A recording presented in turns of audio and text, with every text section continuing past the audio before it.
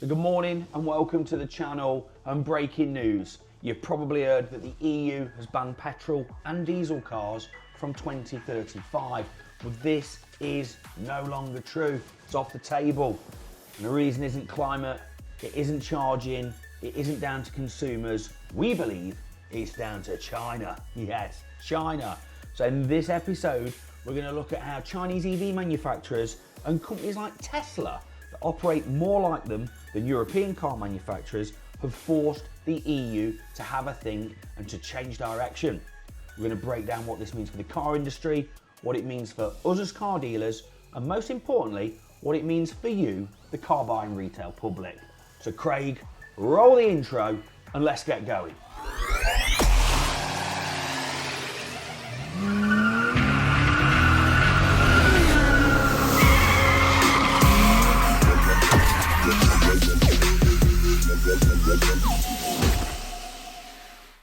So to understand where we are today, we need to do a quick history lesson and go back to the heady days of the pandemic. 2021, Europe and specifically the UK went all in on banning petrol and diesel cars. So by 2035 across Europe, manufacturers would no longer be able to sell new petrol, diesel or hybrid cars. The UK went even more aggressive and said by 2030, no petrol or diesel cars and hybrids would be gone by 2035. This was an ambitious target, and at the time, myself, lots of people in the industry thought this would be completely unrealistic and wouldn't happen. But regardless of that, the government decided to push on and the rules were put in place, and off the back of that, car manufacturers across Europe specifically had to change their entire business models and future plans to go to a completely EV based future. Fast forward a couple of years, and EV uptake was perhaps not entirely what people expected or governments expected, despite them putting in these aggressive targets and fines for manufacturers for not meeting these aggressive targets. The infrastructure is not in place. It's now nearly 2026 and still this huge infrastructure that's required is not there. So again, in the UK, we pushed it back to 2035, although I believe the current government were considering bringing it back to 2030 again. But as we sat here, certainly until a week ago, we were staring down the barrel of a completely EV-based future.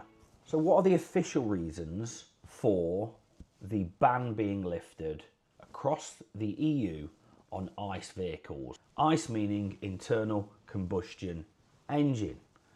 Now, they've not officially announced why the ban is off, and news should be coming out on the 16th from the EU as to how things are going to look moving forwards. We think we know why.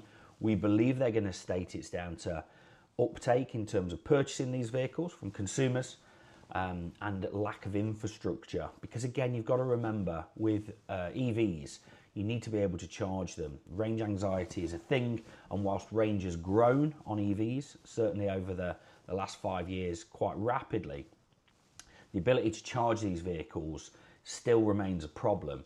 It's not like a conventional petrol or diesel engined car where you can just drive to a petrol station and there are thousands and thousands of petrol stations everywhere.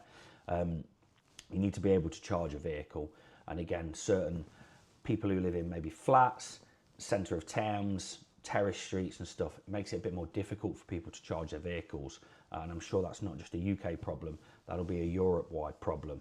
But why is there a ban and why is it being lifted?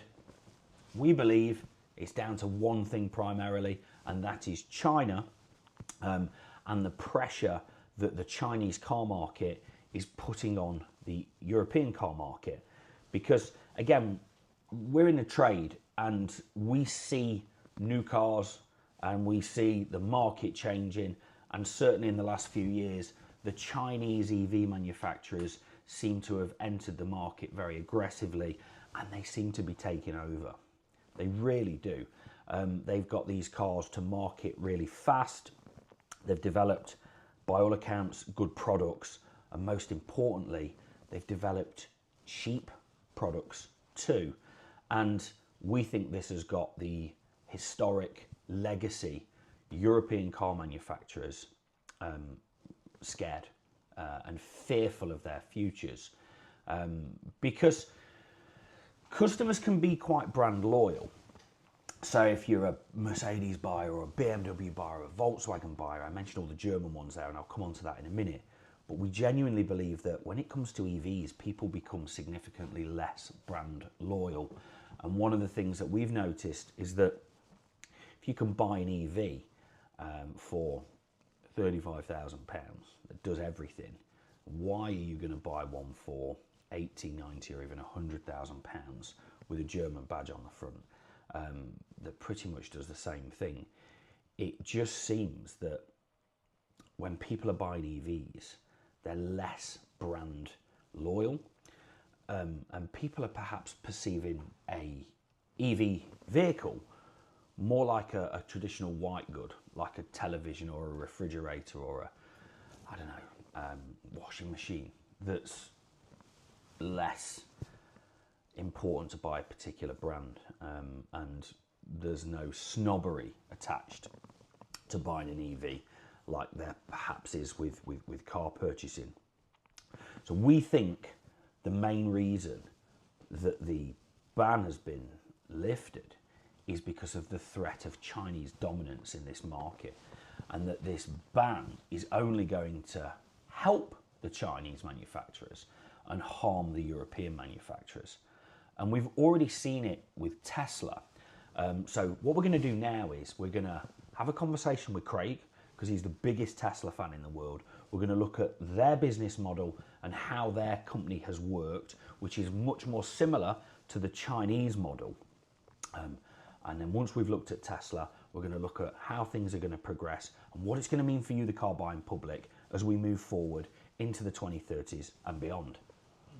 So here I am, as promised, with the world's biggest Tesla fan, although you're not so much anymore. No, I've come off the bandwagon a little bit. Yeah. At the start, I was loving it. Yeah. And, be honest, podcast, everything. You were a guest on an EV podcast about Tesla. And Tesla. So they were really cool at one point. Yeah. They're not so cool anymore, are they? No, but I think they're still as good. They're just, I don't know, are they aging well? I don't know. Okay, well, let's look at the Tesla business model versus your traditional, like, European OEMs, like your BMWs, your Mercedes, your Volkswagens, your Peugeots, Citroens and the like. So, any more you can name?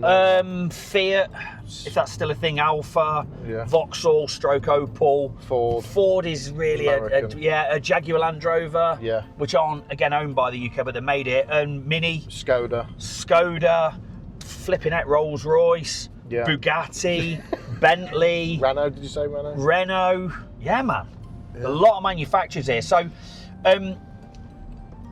Tesla, just let's quickly tell the audience then. So, what's different about Tesla cost base wise compared to like a European manufacturer? So, well, the costs are a lot less, aren't they?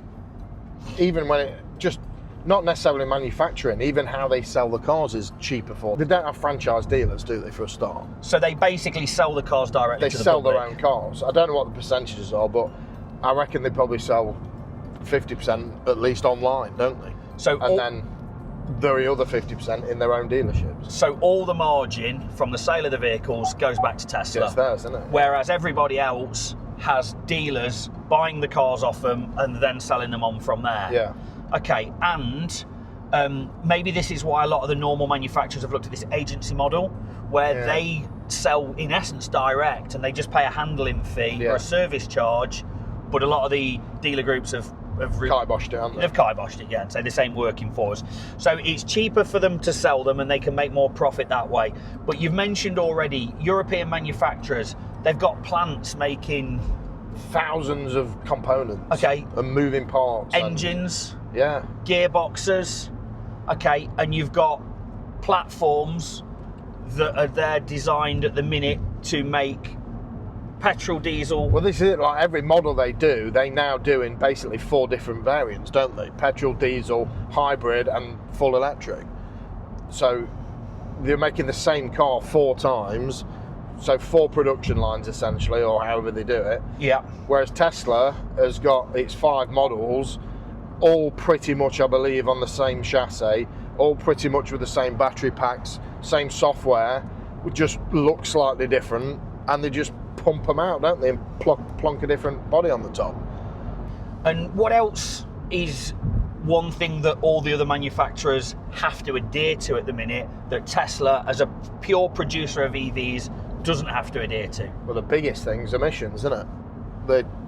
And then again, when you're producing all these different types of engine, yeah, and when they're all new as well, new technologies, I'm assuming the amount of kind of research and testing and everything that they're having to do on every single one as it comes out, it's going to be phenomenal, isn't it? Well, do you remember the emission scandal with Volkswagen? Yeah. How much money they must have spent trying to dodge the emissions? Was that like $2,000 a car they had to give back or something? Well, I think more, crazy, and then how much money have they lost paying fines for trying to dodge the emissions? So there's something else about Teslas. So again, we're currently in a car with an infotainment system which looks different to the infotainment system on more lower range versions of this same vehicle that we're in that have got what's the difference with a Tesla? But again, so a bit like the production where they have kind of one set of running gear, one chassis, they've got their own software that they've designed for their cars, that's specific to their cars. It's not a universal bit of software where 10 manufacturers all have the same thing and then have to make it work from them. Again, if Volkswagen have a problem with their software, I'm assuming they probably have to go back to the software company. We've got glitches with this, it's not working with that function or this function. Yes.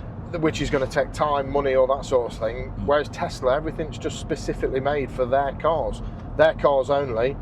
And if they have a problem with it, they probably just ring John at software and say, John, this isn't working, can you sort it out? And what else do Teslas do constantly as you own one? This is the big thing that I kind of have touched on for a long time, and where I always thought Tesla were going is every Tesla's got 15 cameras on board, constantly recording, or most of them are, and gathering data on.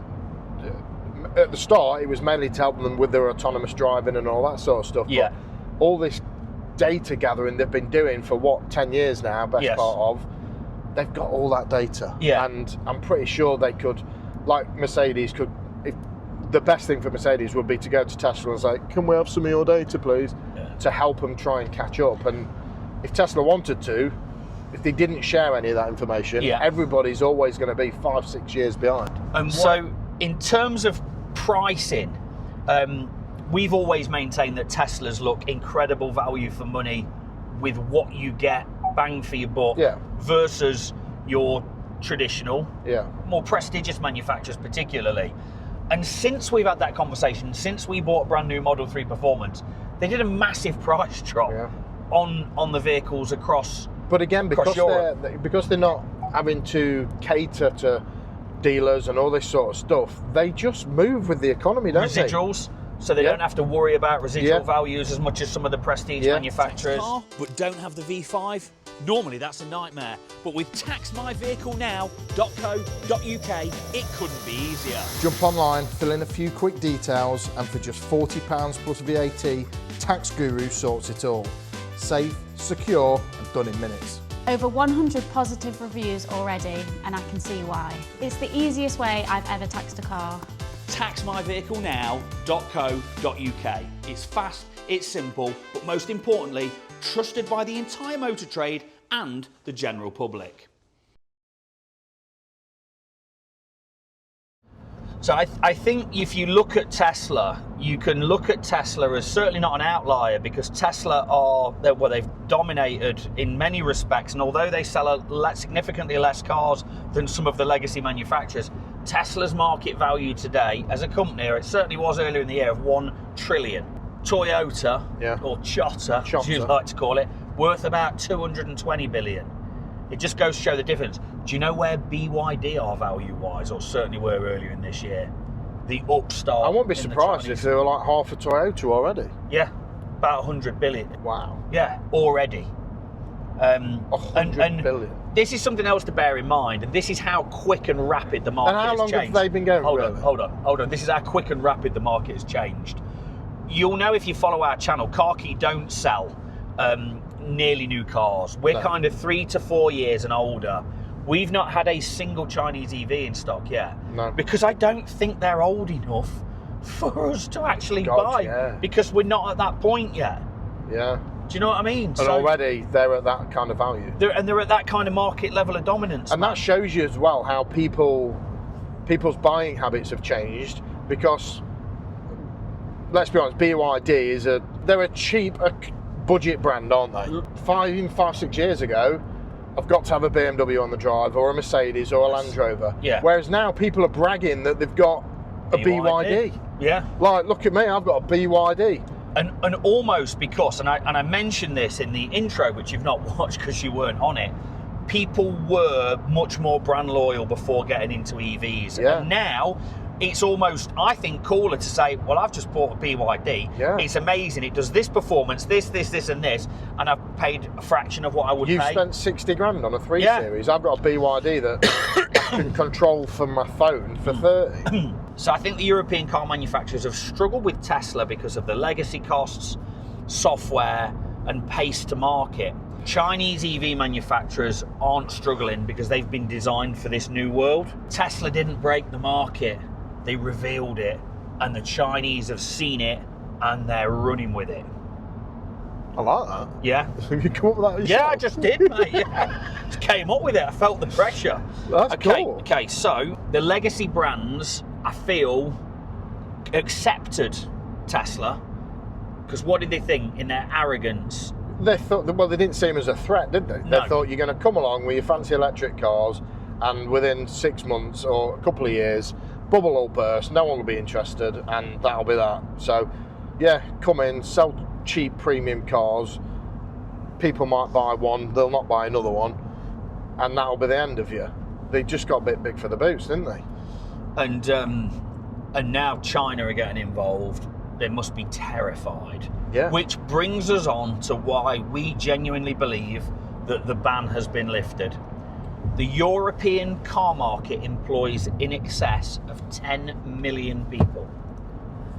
This ban is only going to benefit the Chinese and harm. You telling me that the manufacturers, you look at Germany in particular, Germany are the main player in the EU. You telling me that they're prepared to decimate their entire car manufacturing base to hand the European car market to China on a platter? And for what? Well, for what? Because we want to get these emissions targets, which again, some other countries in the world, let's be honest, are not playing the same. No. It's not a level playing field. To reduce green, and I'm not saying we shouldn't look to reduce our CO2 emissions. So yeah, basically what you're saying is, by them sticking to this law or rule that they're trying to implement, or we're going to implement, Yes. all they're doing is ruining their own economy. Ruining the economy and significantly reducing the living standards ultimately. And let's be That's honest, what'll happen. if they stuck to it, there's a good chance that some of these huge brands may disappear. Forever. Yeah. Yeah, not just... Because they just look at it and go, well, we just can't compete. We can't compete. We're done. Yeah. And so the likes of BMW, Audi, Mercedes, Renault, all these brands you named earlier, they could literally just disappear. Yeah. And who'd have thought that was ever possible? I mean, let's be right, JLR, after the recent hacking scandal, are on very shaky ground as it is anyway. Yeah. So, but what's going to happen now, and this is the only other thing, all these manufacturers will have been gearing up to completely change their business models. Well, that, yeah. So exactly. certainty and stability is something that they obviously want and crave and clamour and need. Now it's a case of, well, actually, we're just going to reverse the rules again. But again, where does that leave them in terms of the money they've spent on research and development and all this sort of stuff, gearing up for this new change, Yes. to then be told, oh, actually, it doesn't matter now? I know. What do? Do they stick with it? Because that's the way their business plans have been directed. I know.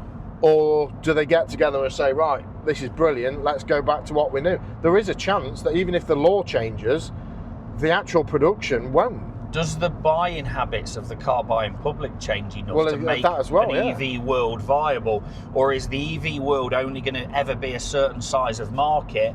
And if the Chinese are selling so many quality but affordable vehicles that they're never ever going to be able to get a slice of it, Because, and do they cannibalise their own sales? So if they think, well, we're going to sell a cheap EV to rival these Chinese manufacturers, is that then going to make someone question, well, hold on, I can go and buy a 60 grand or a 70 grand 5 Series, but actually BMW do a 35 grand version, which is an EV, which is actually a better car than that, or as good a car, but they're pricing to compete with the Chinese market. Changing it at this stage might not affect a lot. I know.